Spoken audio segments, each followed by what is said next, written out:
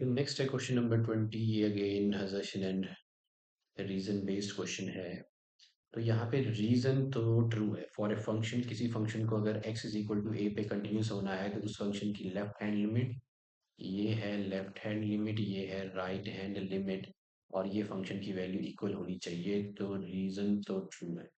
हमें assertion check करना है। तो आपका ये जो फंक्शन है ये डिफाइन है x इज इक्वल टू 5 पे। तो इस फंक्शन में दिया है कि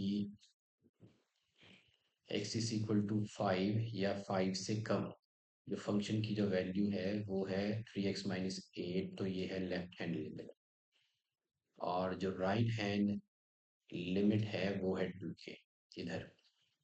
तो आपको दिया है कि अगर ये continuous x is equal to 5 में तो k की वैल्यू 5/2 है। चेक करते हैं। तो सबसे पहले हम निकालेंगे लेफ्ट हैंड लिमिट, वो देंगे, और ये हम चेक करें at x is equal to 5। तो limit x tends to 5 negative f of x। तो फंक्शन जो है वो है 3x - 8। तो limit x tends to 5 negative, function है 3x - 8, और हम यहाँ मान लेते हैं लेट x जो है दैट इज 5 में थोड़ी सी वैल्यू कम कर देते हैं h। तो as x tends to 5 h tends to 0। तो ये हो जाएगा लिमिट h टेंड्स टू 0, यहाँ हो जाएगा 3, x की जगह आ जाएगा 5 - h - 8। तो अगर मैंने लिमिट ले लिया अब, तो this is 15 - 8 is equal to 7।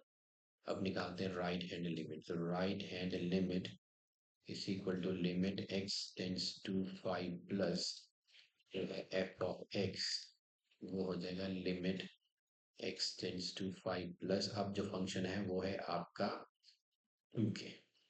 तो ये हो गया 2k, और फंक्शन की वैल्यू जो है f ऑफ जो 5 है वो है 3 × 5 - 8 विच इज 7। नाउ अगर फंक्शन ने कंटिन्यूस होना है तो for function to be continuous ये सभी left hand limit right hand limit equal होनी चाहिए फंक्शन की वैल्यू के बराबर। Now function at x is equal to 5 पे, now function for function to be continuous, यहाँ पे left hand limit is equal to right hand limit is equal to होनी चाहिए फंक्शन की वैल्यू 5।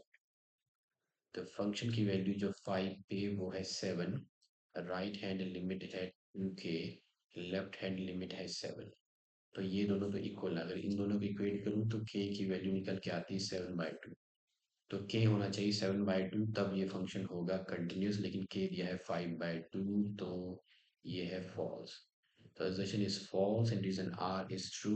तो हमारे पास जो ऑप्शन है वो है ऑप्शन, जो हम सेलेक्ट करेंगे वो है option D. So D is the correct option, ये वाली। Assertion is false but reason R is true। तो ये false है, reason R is true।